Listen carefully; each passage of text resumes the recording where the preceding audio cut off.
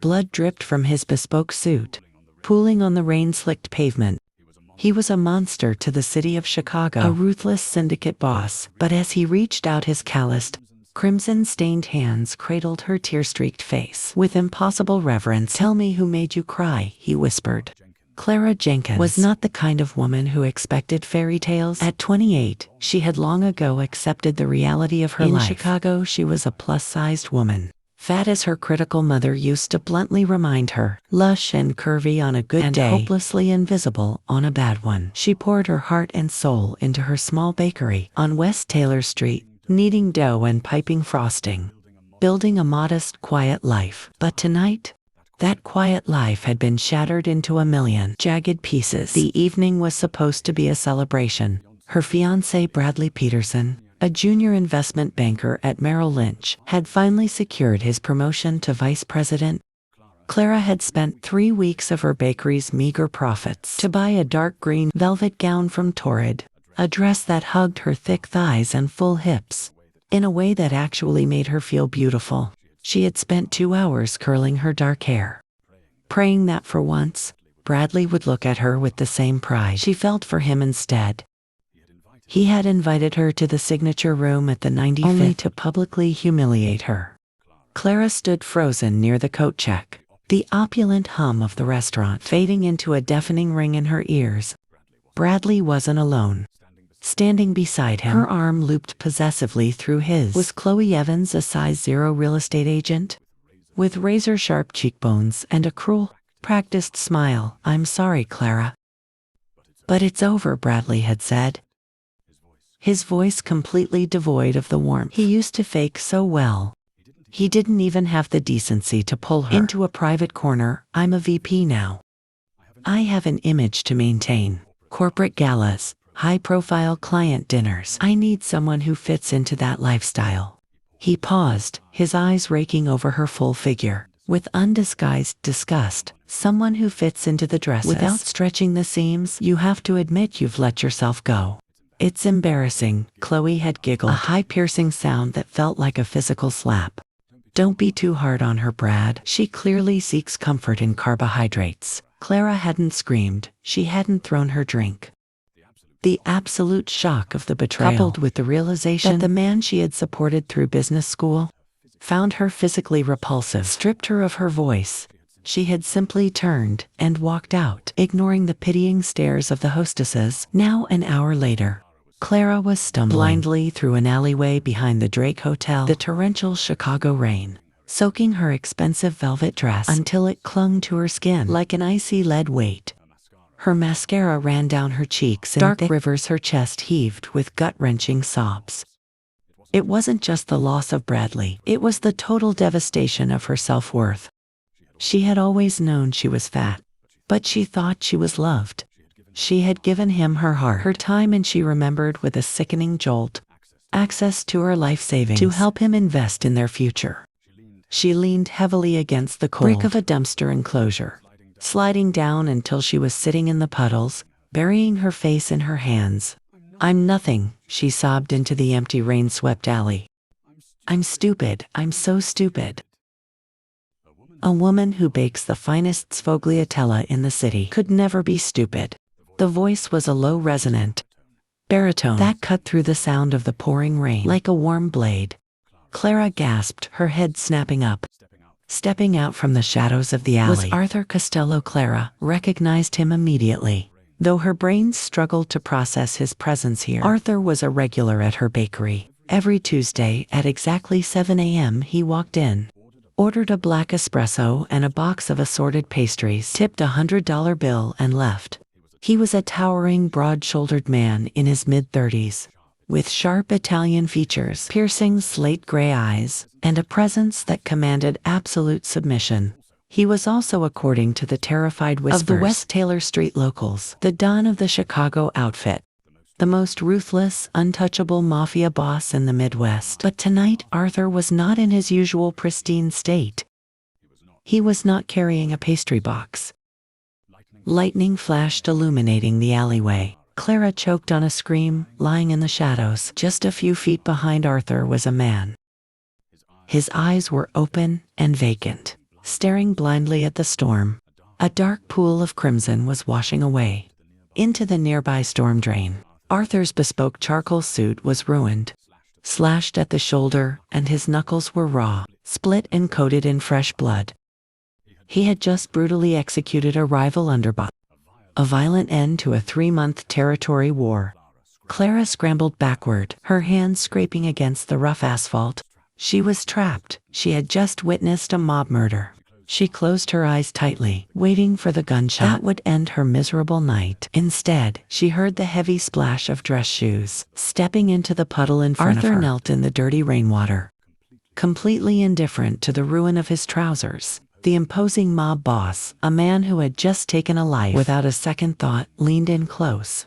The scent of him, rich cologne, copper and rain enveloped her. He didn't grab her by the throat. He didn't pull a weapon. Slowly, deliberately, Arthur reached out. "Tell me who made you cry," the bloodstained mafia boss demanded, cupping her face gently. His massive calloused hands, slippery with another man's blood, cradled her plump cheeks with an impossible, breathtaking reverence. His thumbs brushed just beneath her eyes, smearing her running mascara with the crimson on his skin. Clara trembled violently, her wide eyes locked onto his intense, stormy gaze. You're bleeding," she stammered, her voice a pathetic squeak. "There's a dead man. He was an inconvenience. He's been dealt with," Arthur interrupted, his voice dropping an octave, softening until it was a low purr. "But your tears, Clara, your tears are a tragedy. I ask you again. Who put this sorrow in your eyes?" The fact that he knew her name, the fact that this terrifying, gorgeous monster was kneeling in the muck, just to hold her face, broke the last remaining dam of her composure. "My fiancé," she choked out, a fresh wave of tears spilling over his thumbs. "He left me," he said. "He said I was too fat for his new life. He took my money, and he left me for a size 0 model." The temperature in the alley seemed to plummet. By 20 degrees, Arthur's gray eyes darkened into something feral and demonic. The gentle caress of his hands remained, but the muscles in his jaw locked enough tight to crack stone. "Your fiancé," Arthur repeated the words, tasting like poison on his tongue. "Bradley Peterson, the pathetic little number cruncher at Merrill Lynch." Clara gasped. "How do you know him?" Arthur didn't answer. He stood up, his massive frame towering over her, and extended a bloodied hand. "Come with me, Clara." "Where?" she whispered, terrified, but inexplicably mesmerized. "Home to my penthouse," Arthur said smoothly. "You are freezing, you are heartbroken. And I'm going to show you exactly how a queen is supposed to be treated." He glanced back at the corpse in the shadows. "Leo," he barked into the darkness. 2 men in black trench coats stepped out of the gloom, as if they had materialized from the rain itself. "Yes, boss. Clean this garbage up, and find Bradley Peterson. Do not touch a hair on his head yet. Just find him." Arthur turned his attention back to Clara, his expression softening instantly. "Take my hand to surrender." Clara looked at his hand. It was an invitation into the underworld, an invitation from a killer.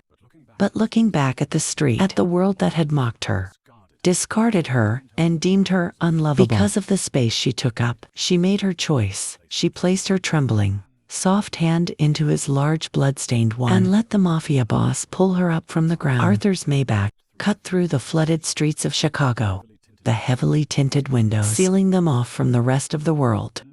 Inside, the car was a sanctuary of heated leather and silence.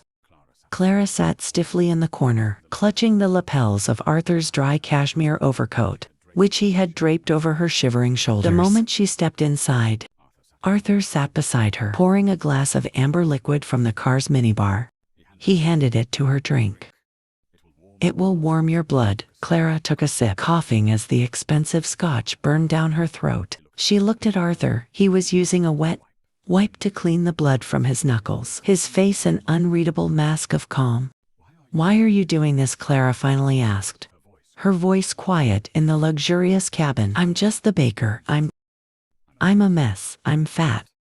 My dress is ruined, and I look like a drowned rat." Arthur stopped wiping his hands. He turned to her, his gaze so intense, She felt a blush creeping up her neck, warming her far more than the scotch had. "Do not insult yourself in my presence, Clara," he said softly, leaning closer. "I have come to your bakery every Tuesday for 2 years. Do you think a man like me has the time to wait in line? For a pastry, I have private chefs. I went because it was the only way I could see you. I watched the way you smiled at your customers. I watched the way your hips sway when you walk behind the counter. You are the most exquisite in this God-forsaken city." Clara's breath hitched, but Bradley said, "Bradley is a dead man walking," Arthur stated, stating a fact as simple as the weather. He had a diamond in his hands and complained that it was too heavy. "He is a fool, and fools do not survive long in my city." They arrived at the Gold Coast. Pulling into a secure underground garage, Arthur personally escorted her up the private elevator to his penthouse, a sprawling, glass-walled palace that looked out over Lake Michigan. "My private doctor is on his way to look at my shoulder," Arthur said, leading her into a massive marble-tiled master bathroom. "There are fresh towels and a robe in there. Take a hot shower. Wash the memory of that pathetic boy off your skin. When you are ready, come out." Clara stepped into the bathroom, locking the door behind her. She stripped off the ruined velvet dress, catching sight of herself in the floor-to-ceiling mirror. She saw her thick thighs, the rolls on her stomach, the broadness of her shoulders. For years she had looked at this body with a profound sense of apology. But tonight, a man who bowed to no one had knelt in the dirt and called her a queen. When Clara emerged 20 minutes later, wrapped in a plush white robe that swallowed her whole, Arthur was sitting in the living room. His shoulder had been bandaged, and he was wearing a fresh black shirt unbuttoned at the collar. Sitting across from him was Dominic, his terrifyingly scarred second in command, holding a tablet. "Clara," Arthur said, his eyes darkening with appreciation as he took in her damp, clean hair and bare-flushed face. He patted the space on the leather sofa beside him. "Sit with me." She tentatively sat down. Arthur casually draped an arm over the back of the sofa, behind her, not touching her, but completely enveloping her in his protective aura. "Dominic has been looking into your ex-fiancé," Arthur murmured. "It seems Mr. Peterson has a secret." Clara frowned. "What secret?" Dominic tapped the screen. "Bradley Peterson isn't just a junior VP at Merrill Lynch, Miss Jenkins. He's a degenerate gambler. He's been visiting underground casinos for the past year. He currently owes $300,000 to the outfit." Clara's jaw dropped. "The outfit? You mean your people?" "Precisely." Arthur smiled, a chilling predatory curve of his lips. "But that isn't the interesting part. 3 days ago, Bradley made a wire transfer of $50,000 to a shell account, a down payment on his debt. Tell me, Clara, did you recently notice a discrepancy in your bank accounts?" Clara's stomach plummeted. Her bakery's emergency fund, the joint savings account she shared with Bradley for their future house, he told me. He moved the money into a high-yield mutual fund, she whispered, her eyes filling with tears again. "He stole from me. He stole the bakery's money." Arthur's hand dropped from the back of the sofa to grip her shoulder gently. "Do not cry over lost change. To sorrow, I will give you the world. But first I will take his—" Arthur looked at Dominic. "Begin." "Yes." Boss Dominic stood up and walked out of the penthouse. What followed over the next 48 hours was a masterclass in psychological and financial destruction. Clara remained safely ensconced in Arthur's penthouse, treated to private chefs and wardrobes of silk loungewear that fit her curves perfectly. Clothes Arthur had custom ordered overnight. While Clara ate handmade pasta and drank vintage wine, Bradley Peterson's life was dismantled brick by brick. First, Arthur's hackers drained Bradley's offshore accounts. Then an anonymous tip with irrefutable evidence of money laundering and embezzlement was sent directly to the SEC and the managing partners at Merrill Lynch. By Monday morning, Bradley was escorted out of his office building in handcuffs by federal agents right in front of a horrified Chloe Evans. But federal prison was too safe a place for a man who owed the mafia. Arthur pulled the strings to have Bradley's bail posted by a mysterious benefactor. The moment Bradley stepped out of the Cook County Jail, disheveled, fired, and facing decades in prison, A black SUV pulled up to the curb. Two men grabbed Bradley by his designer lapels and dragged him into the vehicle. Back at the penthouse, Arthur stood by the floor-to-ceiling window, smoking a cigar as the sun set over Chicago. His phone buzzed. He answered it. Listening for a moment before hanging up, he turned to Clara, who was curled up on the sofa, reading a book, looking softer and more relaxed than she had in years. "They have him," Arthur said softly. Clara looked up, her breath catching Bradley. "He is currently kneeling in an abandoned warehouse near the docks, crying like a child. He thought the feds were his biggest problem. He just realized who his bail bondsman is." Arthur walked over, offering his hand to her. "Put on your shoes, Clara. We are going for a drive. It's time you get your apology." The black Maybach rolled smoothly through the wet streets, stopping before a decaying brick structure on the south side. Arthur stepped out first, opening the door for Clara. The chilling wind whipped her dark hair. As she stepped onto the cracked pavement, she wore a tailored black coat that hugged her curves, a sharp contrast to the terrified, soaking woman she had been days ago. Two massive guards pushed open the heavy iron doors. Inside, the cavernous space smelled of rust and damp earth. A solitary bulb dangled from the ceiling, casting a harsh, unforgiving light on a metal chair. Tied to that chair was Bradley Peterson. He was completely unrecognizable from the polished, arrogant banker who had humiliated Clara at the signature room. His designer suit was torn, stained with sweat and grime. His face was bruised, and a trail of dried blood crusted his chin. As the heavy doors echoed, his head snapped up. When his desperate eyes landed on Arthur Costello, a pathetic whimper escaped his throat. But when his gaze shifted, and he saw Clara standing tall beside the untouchable mob boss, his eyes widened in pure, total shock. He opened his mouth to speak. "Silence," Arthur commanded, his voice a low rumble that vibrated through the cold air. The single word was enough to make Bradley clamp his jaw shut, his entire body trembling violently.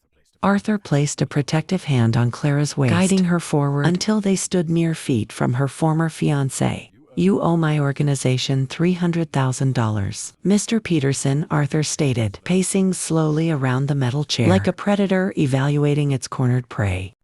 "But that is merely business. The unforgivable crime you committed was daring to break the heart of the woman who stands before you," Bradley sobbed, a pathetic wet sound. "Clara, please," he begged, ignoring Arthur's command. "I'm so sorry, I was stupid. I was stressed about the promotion. Chloe meant nothing. She dumped me. The second the feds showed up at the office." "Please, Clara, tell him to let me go. I will pay you back every cent. I promise." Clara stared at the sniveling man. Once she had worshipped him. She had accepted his subtle insults about her weight, thinking she was lucky to have him. Now seeing him broken and groveling, she felt absolutely nothing but a cold pity. "You took my bakery's emergency Bradley fund," Clara said, her voice remarkably steady. It echoed in the vast empty warehouse. "You took the money I earned with my own two hands, standing on my feet for 12 hours a day, and you gave it to underground casinos. You mocked my body in front of strangers." Arthur stopped pacing. He drew a silver pistol from his shoulder holster, the metallic click deafening in the silence. He casually rested the cold barrel against Bradley's temple. Bradley shrieked, squeezing his eyes shut. "Clara," Arthur murmured softly. "Give me the word. You have two choices." Arthur continued, his eyes locked on Clara, waiting for her command. "I can pull this trigger and end his pathetic existence right now. His body will sink to the bottom of Lake Michigan, and you will never have to think of him again. Or I can let him live. He will spend the next 20 years in a federal penitentiary for embezzlement, stripped of his reputation, his wealth, and his freedom." The power in the room shifted entirely to Clara. She looked at the gun, then down at the man who had shattered her confidence. "Do not kill him," Clara said firmly. She turned to look Arthur in the eyes. "He is not worth a bullet, Arthur. Let him rot in a cell. Let him wake up every single day knowing he lost everything because he was a greedy, cruel coward." A slow, proud smile spread across Arthur's handsome face. He lowered the weapon, tucking it back into his holster. "As my queen commands," he whispered reverently. He snapped his fingers, and Dominic stepped forward from the shadows. Deliver him to the federal prosecutor. Make sure he is placed in the maximum security wing. The guards dragged a screaming, sobbing Bradley out into the night, the heavy iron doors slamming shut behind them. Clara let out a long breath. She had not realized she was holding. She turned to Arthur, her heart pounding in her chest. "Thank you," she whispered. Arthur closed the distance between them, his hands reaching up to cup her face, just as he had in the alleyway. But this time his hands were clean. "You never have to thank me, Clara. I am yours, my men. My wealth, my city. It all belongs to you now. If you want it 6 months later." The sweet scent of vanilla and roasted espresso filled the air of the newly renovated bakery on West Taylor Street. It was no longer just a humble shop. It was L.A. Regina Segreta, a sprawling, luxurious cafe that boasted a line out the door every single morning.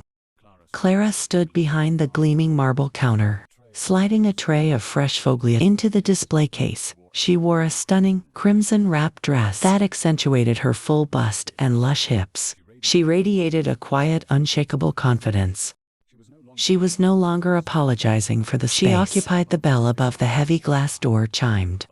The bustling cafe instantly fell dead silent. Customers parted like the Red Sea, making way for the towering figure, who had just stepped inside. Arthur Costello wore a pristine navy suit, his slate gray eyes scanning the room with calculated authority. Before landing on Clara, the menacing aura that surrounded him melted away the second he saw her smile. He walked straight to the counter, ignoring the terrified patrons who were quickly paying for their coffees, and shuffling out the door. He leaned over the marble counter, capturing her lips in a kiss. It was a slow, possessive kiss that claimed her completely. In front of everyone, Clara melted into him, her hands resting against his broad chest. When he finally pulled back, he smirked, reaching out to wipe a smudge of flour from her cheek. "Good morning, amor mio," Arthur murmured, his deep voice sending shivers down her spine. Clara laughed, a rich melodic sound. "It was wonderful, though. You scare away half my customers every time you walk in." Arthur shrugged unapologetically. "They should learn to respect the undisputed queen of this city." He handed her a small velvet box. Clara raised an eyebrow, wiping her hands on a towel before taking it. She opened the lid and gasped. Inside rested a massive, flawless emerald-cut diamond ring. Surrounded by a halo of smaller diamonds, it was heavy, breathtaking, and ostentatious. A ring meant for royalty. "Arthur," she breathed out, tears pricking her eyes. It is too much." Arthur shook his head, stepping around the counter to take her soft, plump hand in his. He slipped the heavy ring onto her finger, kissing her knuckles with that same impossible reverence. "Nothing is too much for you," he vowed softly. "You survived the cruelty of a weak man. And you emerged stronger. You are soft where the world is hard, and you are my light in the darkest corners of Chicago. Marry Clara, be my wife. Let me worship you for the rest of our days." Clara looked at the diamond, then up into the eyes of the ruthless monster who loved her with absolute devotion. She did not hesitate. "Yes," she whispered, throwing her arms around his thick neck. "Yes, I will marry you, Arthur." The remaining staff in the bakery erupted into applause, though a few still looked terrified of the mob boss. Arthur wrapped his powerful arms tightly around her waist, lifting her off the ground and spinning her around. Clara laughed loudly. She felt beautiful.